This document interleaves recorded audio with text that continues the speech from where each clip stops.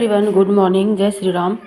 और अभी सुबह की शुरुआत हो चुकी है और गर्म पानी करके मैं ले आई हूँ अपने पास और मैं पढ़ने बैठ चुकी हूँ। आज का काम थोड़ा लेट से करूँगी, पहले पढ़ूँगी क्योंकि बहुत कम ऐसा टाइम मिलता है कि जब मैं मॉर्निंग में पढ़ पाती हूँ। डिपेंड करता है कि आपके जो बच्चे हैं वो सुबह अगर सोते हैं देर तक, कभी कभी सोते हैं, तो जैसे कि वो रात में अगर जगे देर में सोएंगे या जगेंगे तो सुबह तो वो सोते ही हैं। तो बस वही मैं उस टाइम का मैं यूज़ कर रही हूँ और मैं पढ़ने बैठ गई हूँ और मेरे पास बॉयल वाटर भी है। मैं हल्का हल्का सिप सिप करके पीती रहूँगी और पढ़ती भी रहूँगी। इससे बहुत रिलैक्स फील होता है। कभी भी आप पानी को, जो गुनगुना पानी होता है, उसको एक साथ मत पीने की कोशिश कीजिए। उसको सिप सिप करके हल्के हल्के, जैसे आप चाय पीते हैं वैसे पीजिए। उसका एक अलग मज़ा आता है जो मैं आज फील कर रही हूँ। मुझे बहुत अच्छा लग रहा है और लिटरली मेरा जो नींद है वो मतलब वो चला गया, आलस चला गया। तो मैं अभी रिवाइज़ कर रही हूँ अपने नोट्स को। और मैं आपको बता दूं कि अगर आप लोग पहले बार मेरे चैनल को देख रहे हैं तो मैं बता दूं कि मैं जो मेरा बीएड है वो 2020 में मेरा बीएड कंप्लीट हुआ। उसके बाद मैं कंसीव कर ली, उसके बाद बेबी आई। फिर बेबी की समझिए कि सब कुछ अकेले ही हैंडल करना पड़ा, तो उसके पीछे अपना टाइम देना, साथ साथ में पढ़ाई भी करने लगी। उसके बाद मैंने केवीएस दिया।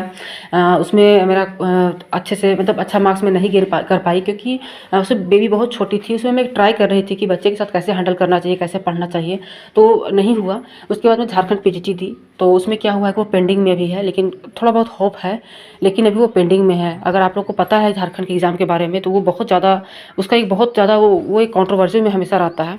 उसके बाद में सचिवालय दी, तो सचिवालय भी सचिवालय बहुत मुश्किल से हुआ। सचिवालय का भी बहुत बड़ा केस हो गया, तो जिस वजह से मेरा जो टाइम है वो बहुत ज़्यादा वेस्ट हुआ है ये सब चक्कर में। और जब मैं सीटेट दी थी तो मेरा पेपर 1 क्लियर था और पेपर 2 में मेरा केवल 95 मार्क्स थे। तो पेपर 1 में मेरा 116 मार्क्स था और पेपर 2 में मेरा 95 मार्क्स थे। तो मुझे ऐसा लगा कि मुझे इसको इम्प्रूव करना चाहिए। मान लीजिए कि जिस तरह से आज बीएड को बाहर कर दिया, उस तरह से कभी भी मार्क्स के चलते भी प्रॉब्लम हो सकता है। ये सोच के मैं सीटेट का एग्ज़ाम देती, तो वो भी क्या हुआ, सीटेट का भी पेपर लीक हो गया। तो अब देखते हैं क्या होता है। और मैं इसी तरह से देने गई थी और मेरा होम सेंटर ही पड़ा था, तो बस मैं चली गई देने की, चलो दे के आते हैं मार्क्स इंप्रूव करने के लिए। और ऐसा कभी ऐसा कोई फॉर्म नहीं फिल की हूँ। तो मैं अपने स्टेट की भी तैयारी करती हूँ। जैसे जेपीएससी हुआ मेरा, जेपीएससी में जो जेपीएससी आया है और जो भी फॉर्म आने वाले हैं, तो इससे क्या है कि जीएस का पोर्शन इंप्रूव करना बहुत इंपॉर्टेंट है। ये आपके हर एग्जाम में पूछते हैं। जैसे आप टीचिंग एग्जाम दो या कोई भी आप जीएस का एग्जाम दो, मतलब कि यूपीपीसीएस हो गया, बीपीएससी हो गया, जेपीएससी हो गया, ये सब में आपको बहुत हेल्प करता है। तो मेरा टारगेट है कि मैं पहले जीएस को स्ट्रॉन्ग करूँ, क्योंकि मैं पहले यूपीएससी की तैयारी करती थी। मैं 2016 से लेकर 2018 तक मैं यूपीएससी की तैयारी करती थी। उसके बाद बीएड करने लगी। उसके बाद फिर जब बेबी हुई तो थोड़ा बहुत पढ़ने लगी, लेकिन मैं अपने टाइम को मैनेज नहीं कर पा रही थी, क्योंकि आप समझ ही सकते हैं कि बच्चे के साथ कितना मुश्किल होता है। अगर आपके पास बच्चा है और उसको आपको अकेले हैंडल करना है, प्लस मेरा सी सेक्शन से बेबी हुई और मैं सारा कुछ अकेले करने के बाद मैं नॉर्मली आप कहेंगे कि मैं 8-10 दिन भी रेस्ट नहीं कर, मतलब अच्छे से बस मुझे लगा इम्प्रूव होने में, और उसके बाद मैं सारा कुछ अकेले हैंडल की हूँ। तो जिस वजह से अब मैं पढ़ाई भी करती थी, तो आप समझ सकते हैं कि मैं कितना सब कुछ फेस करते हुए आगे बढ़ने की कोशिश कर रही हूँ।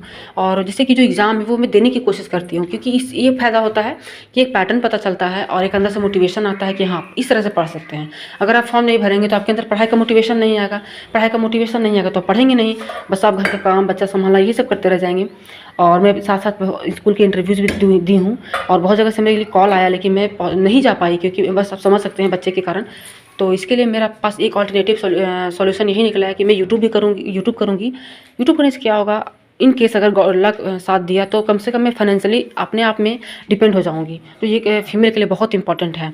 और साथ साथ में पढ़ाई भी करूँगी, ये मेरा अभी मोटो है। तो अगर आपको मेरी जर्नी अच्छी लगी, आपको कुछ मोटिवेशन मिला या आपको लगता है कि मैं सही हूँ, तो आप एक बार अपने कमेंट, आप बहुत ही मूल्यवान कमेंट मेरे वीडियो के नीचे कर सकते हैं, लाइक कर सकते हैं, चैनल को सब्सक्राइब कर सकते हैं।